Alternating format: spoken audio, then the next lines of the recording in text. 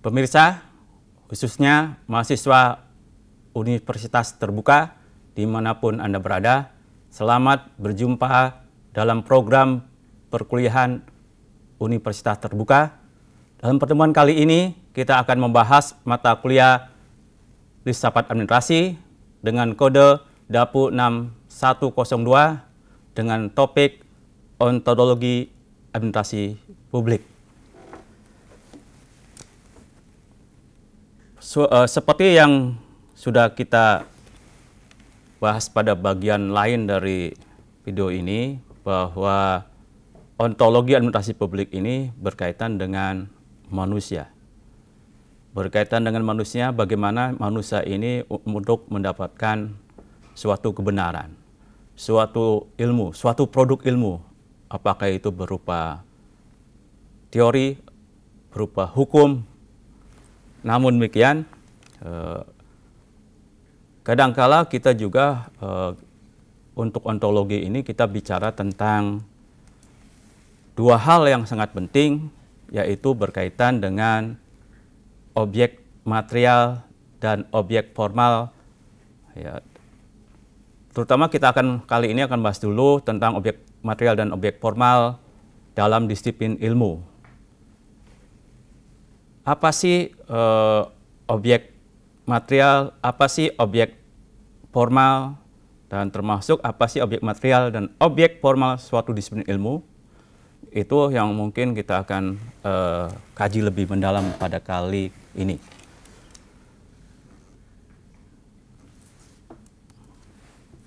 Objek material ini, apa objek material itu? Objek material itu adalah hampir semua disiplin ilmu yang memiliki kelompok yang sama, saya kira memiliki objek material yang sama. Nah, biasanya kalau ilmu itu secara dikotomis ada dua, ada ilmu alam dan ilmu sosial. Nah, administrasi publik itu termasuk ke dalam ilmu sosial. Oleh karena itu, objek materialnya akan memiliki kesamaan dengan objek material dari ilmu sosial yang lain. Misalnya saja ilmu sosial yang lain itu sosiologi. Nah, tentu ini sosiologi juga memiliki objek material yang sama dengan ilmu administrasi publik, yaitu biasanya fenomena tentang manusia, baik interaksinya, kegiatannya, kerjasamanya. Nah, itu biasanya ke situ. Ada lagi dengan ilmu politik. Nah, ini sangat dekat sekali objek material antara ilmu politik dengan ilmu administrasi publik. Bahkan kadangkala beberapa pakar gitu ya mengatakan bahwa objek material administrasi publik merupakan bagian dari bagian dari ilmu politik.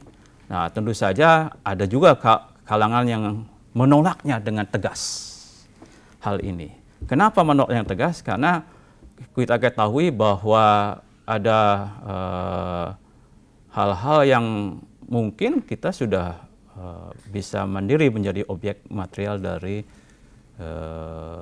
administrasi publik, ingin lepas dari objek material dari ilmu politik. Tapi pada dasarnya tetap sama, bagaimana kita itu mengelola manusia, gitu ya, mengelola manusia. Selanjutnya juga ada ilmu komunikasi, ilmu antropologi, gitu ya.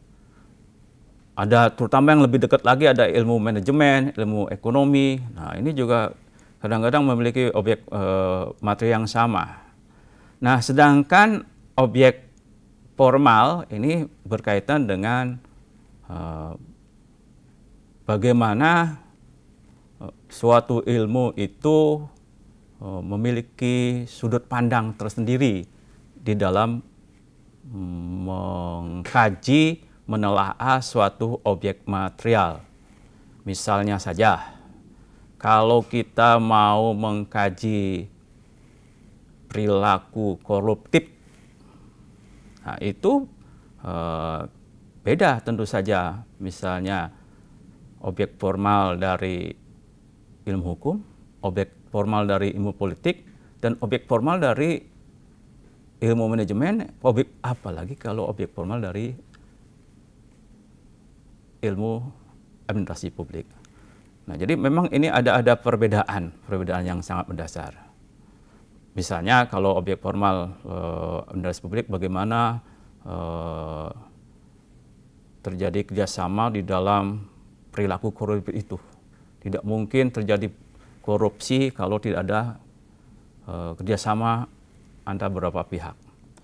Bagaimana dampaknya kepada kepentingan publik. Bagaimana dampaknya kepada pelayan-pelayan publik. Nah, itu dari sudut-sudut pandang ilmu administrasi publik.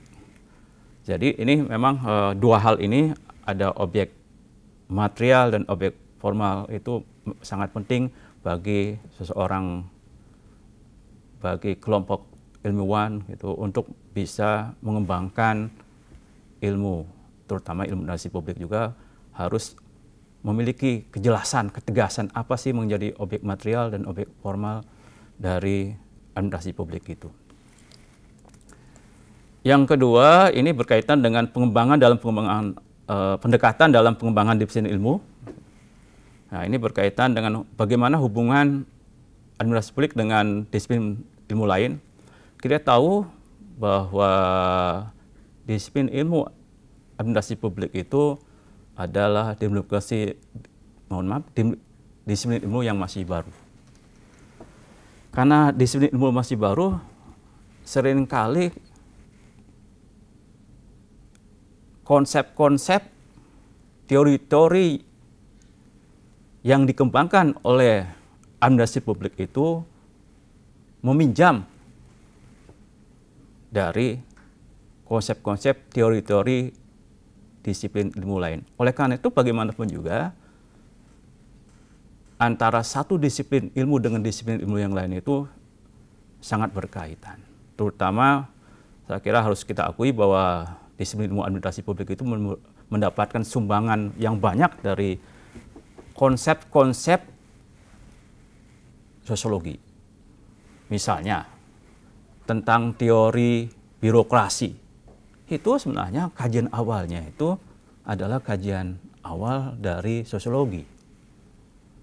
Demikian juga konsep kewenangan. Itu kajian awalnya itu adalah dari teori politik.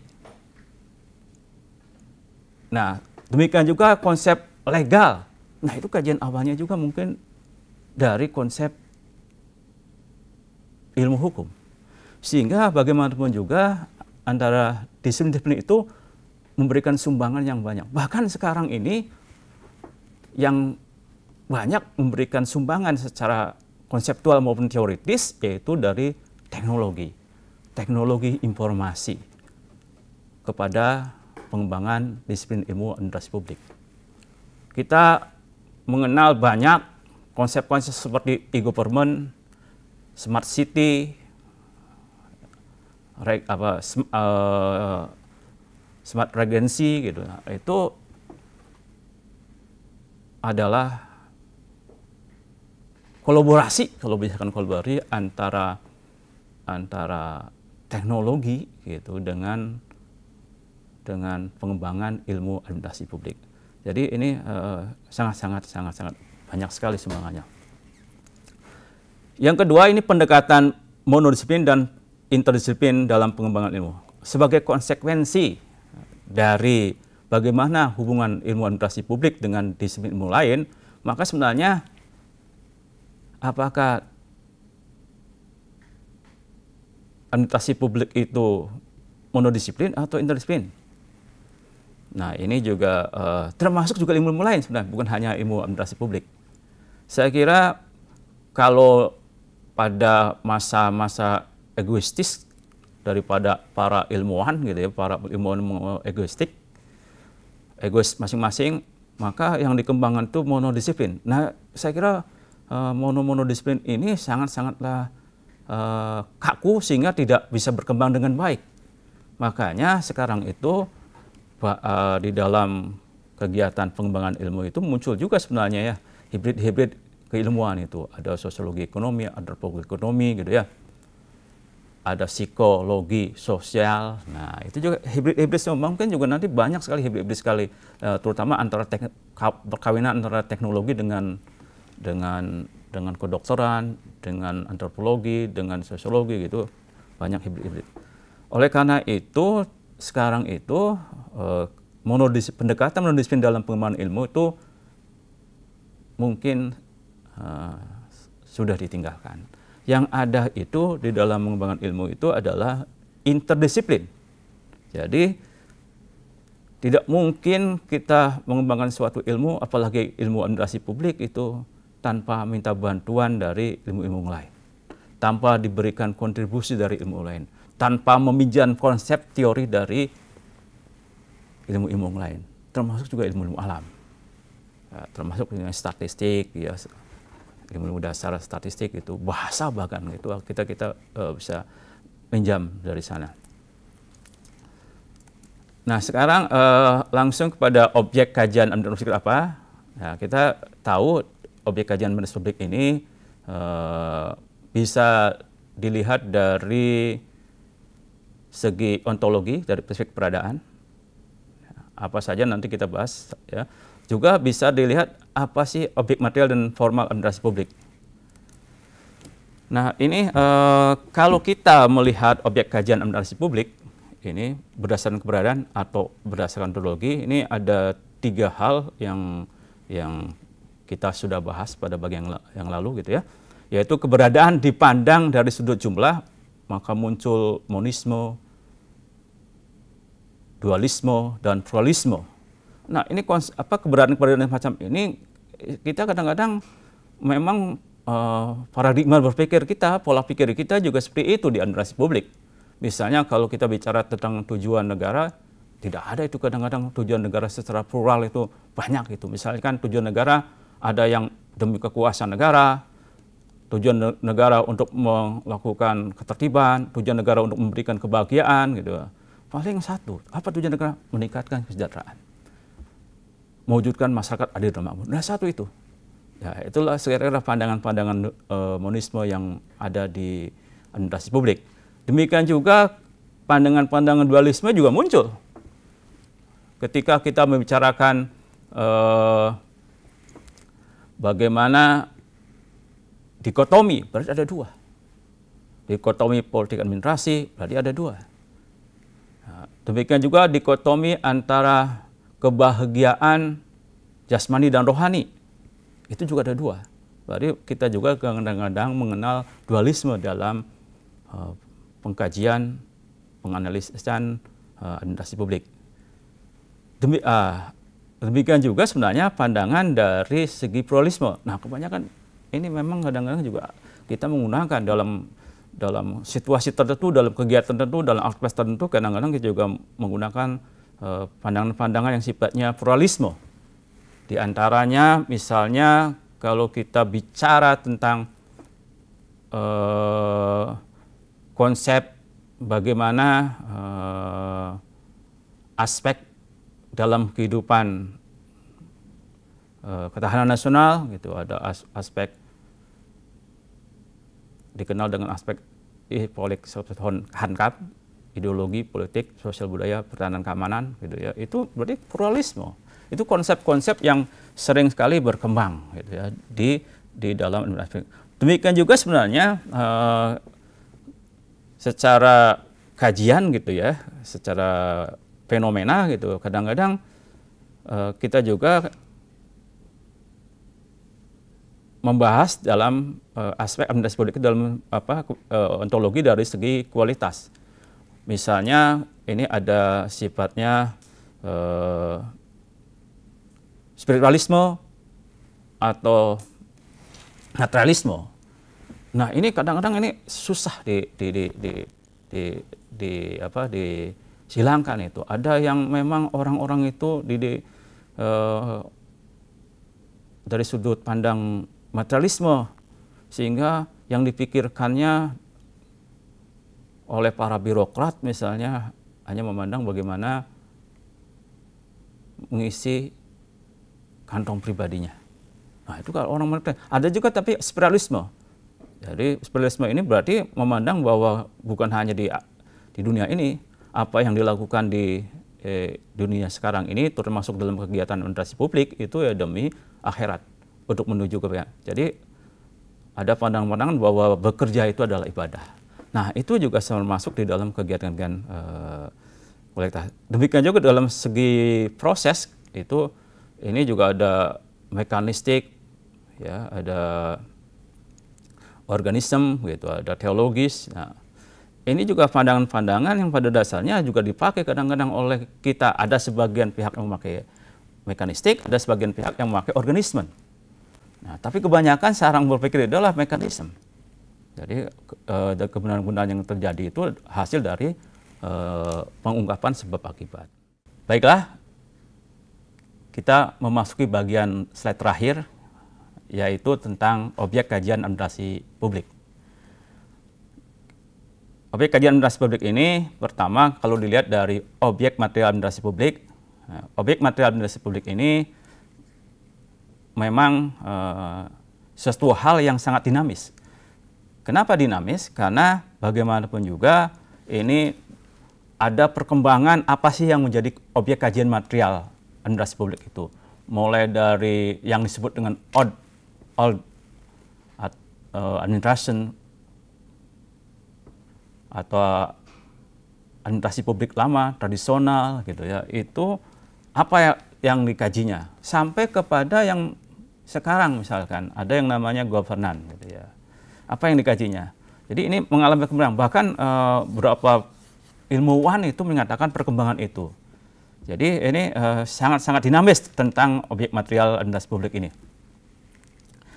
Nah, kalau objek formal administrasi publik ini berkaitan dengan bagaimana cara pandang. Nah, cara pandang pun sebenarnya juga setiap ilmuwan gitu ya, memang juga memiliki pendapat yang berbeda-beda. Nah, tapi memang ada satu kesepakatan gitu, satu paradigma yang berlaku misalnya.